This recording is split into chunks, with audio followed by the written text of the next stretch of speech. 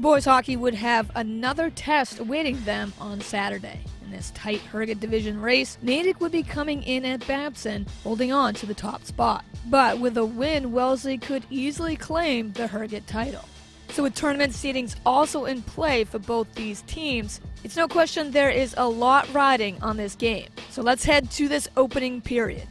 Here in this first, Carter Huff dumps the puck ahead to Zach Dowdy and still gets to Dowdy off a Natick deflection. Zach Dowdy pushes ahead to Owen O'Connor. O'Connor beats everyone and rips it top shelf past Joe Sharab, and Wellesley holds a quick 1-0 advantage. So to the second we go, and Raiders still have that 1-goal edge. This period is owned by both goalies between the pipes, as Andrew Johnston and Joe Sharab dominate the net, keeping this a close, hard-fought game through these first two periods. This Wellesley-Natick rivalry is always a great match to see, and this one certainly lives up to the hype. Players pushing and shoving each other, even a Natick player arguing with the ref, and the ref giving it right back. You gotta love it. But with 2 minutes left to go in this second though, Redhawks go on the power play. Just 7 seconds tick away off Natick's face-off as Redhawks keep it in their own zone, and Kurt Borgman from the slot through traffic finds the back of the net, burying it. So going into this third, it still remains locked in at 1-1. But just past the 5-minute mark to this final period, everything just seems to go Natick's way. Right here, Andrew Carr on the initial shot leaves the puck on the doorstep, and Al Arno cleans it up on the putback and the go-ahead score, 2-1 Natick. After a tough boarding call goes against Sean Cox with 2:47 left in the game, that means it's a 4-minute penalty kill for the Raiders. Not an easy challenge by any means. And again, just 12 seconds tick away, and Redhawks strike on another special team score, as Andrew Carr buries the power play dagger, giving Natick a 3-1 lead. But down by 2 scores, Raiders will not stop playing and fighting for a score. And on this breakaway, Owen O'Connor gets shoved down by Scott Reynolds, and there's no question it was a clear path penalty. So this doesn't happen too often in high school hockey, but why not now? It's a 1-on-1 penalty shot with Owen O'Connor and Joe Sharab. O'Connor, though, is not able to fake out Sharab, and so it remains a Natick 2-goal lead here. So Raiders, running out of options, go man up with the empty net, and Natick easily puts one through to officially take this game and the top spot. So the Harrogate title goes to Natick. This game was everything you'd hope for in a Bay State Conference battle. 2 teams playing with intensity through 3 periods. But unfortunately, it just wasn't the outcome Wellesley hoped for.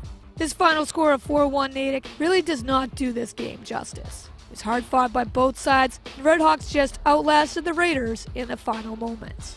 And in the end, take the victory and the Harrogate title. After a crushing overtime loss to the Falmouth Clippers last year with the state championship on the line, I don't think you ever need to remind any player on the girls hockey team of this heated rivalry and the chance to avenge that loss. And though Falmouth looks completely different, losing key players to graduation and private school transfers, they still know how to play hockey and win. And so you know early on this is going to be a hard-fought battle on both sides all game. But this is Wellesley versus Falmouth. Would you expect any less? Opening period, in the first 8 minutes, the offensive tempo goes to Falmouth, as they look to maybe catch the Raiders off guard somewhat here on this play. The puck looks to be dumped back out, Hannah Callahan deep in the slot, recovers it and shoots it high and through a Raider deflection and in. The Clippers get on the scoreboard first, 1-0. Then at the 7-minute mark to this first, senior Shannon Upton gets her try rejected, but the puck continues to be pushed around as players stack the crease. And 8th grader Caroline Coyne stuffs in the putback, and suddenly Falmouth holds a 2-0 lead. But as the hits keep coming, mostly by Carly Boyle, just a grinder on the ice, Raiders start taking back that momentum. And it starts here as Kat Donahue kicks the puck back in the attacking zone, and Katie Hawkinson keeps it in. Sophie Vernon takes care of the rest. Playing puck keep away with Maddie Robichaud and Hannah Callahan, Vernon flips a wrister in, goes 5-hole. And that's exactly what the Raiders needed here, as Sophie Vernon really just overpowered that possession, battling hard, and that score cuts it to a 2-1 Wellesley deficit. So as we go deeper into this second and third period, The Raiders are able to continue to switch up the offensive tempo here, outshooting the Clippers 20-8. And the score could definitely be a different story here if goalie Emily Marcello didn't pretty much stand on her head, somehow stopping these relentless shots by Wellesley. And defense drives this third period as well as the shoving continues in this classic, exciting rivalry. And so it remains a 2-1 Falmouth edge until Kylie Noonan has something to say about it. Great pass by Olivia Vernon in Wellesley's defensive end starts this great play. And once Kylie Noonan dekes past Alexia Messner, you just know this is going to be good. Noonan rears back, rips the equalizer off Marcello's pad into the net for the clutch game-tying score. And that is how you erase a 2-0 deficit. So now tied at 2-2, Clippers get a great chance here, as Erica Messner is just gone with the puck. But Danny Hickman, with fantastic defense, disrupts Messner, and Alyssa Semino denies the shot. There will be no go-ahead score here by Falmouth today, as Semino continues to dominate after allowing those two early first-period goals. And it was a great game in net by both goalies, as Alyssa Semino and Emily Marcello helped keep this score at 2-even. So time would run out, and as this Raider team always gives it 100% for those 2 points, you just know Wellesley wanted this win badly. But down early by 2 scores, what a way to fight back with goals by Sophie Vernon and Kylie Noonan. And shutting down Falmouth the rest of the game, this hard-fought match ends in a tie, and a well-deserved point goes Wellesley's way. Will these two teams meet again in the playoffs? Well, we'll just have to wait and see. For now, the final here is Falmouth 2, Wellesley 2. Well, coming off that tough 4-1 loss to Natick, boys hockey would again look to get back on track with a win. The Raiders would have a non-league opponent in the Winchester Sachems here on Monday. Problem is, Winchester, a Super 8 contender, is also a very fast, tough team with a fantastic senior goalie in net, Christy Tegler. And Wellesley would be without one of their leading scorers in senior captain Carter Huff.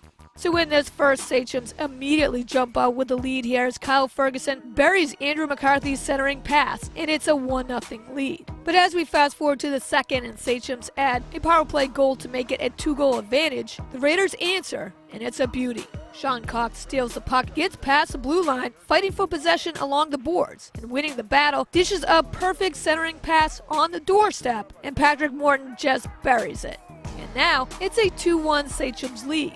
Raiders are right back into this game. But penalties continue to hurt the Raiders here as we go into the final period. Sachems make it count. Andrew McCarthy sets up Kyle Ferguson again, but the puck gets kicked back out, and Jack Keane cleans up the rebound for the power play score. And Keane helped put Winchester back up by 2, and it's now a 3-1 Sachem lead. Minutes later, Ian Wilson with the slap shot. The puck's just sitting there on the goal line until Jonathan Lepore buries the putback. And that goal clearly puts this game away as the Sachems hold a 4-1 lead this late in the third. Raiders just continued to struggle on the penalty kill, and Winchester just took advantage. And in the end, Wellesley would fall just short yet again, and Wellesley goes to 10-8-1 on the season and lose their third straight here by the final 4-1 Winchester. Well, we're that much closer to the MIAA tourney, but first we've got a few more games left for boys and girls hockey. So stay right here with Wellesley Media as we keep you covered. If you missed any Raiders games and highlights, check us out on demand at wellesleymedia.org, our YouTube and Facebook pages at Wellesley Public Media, and right here on Comcast 9 and Verizon 39.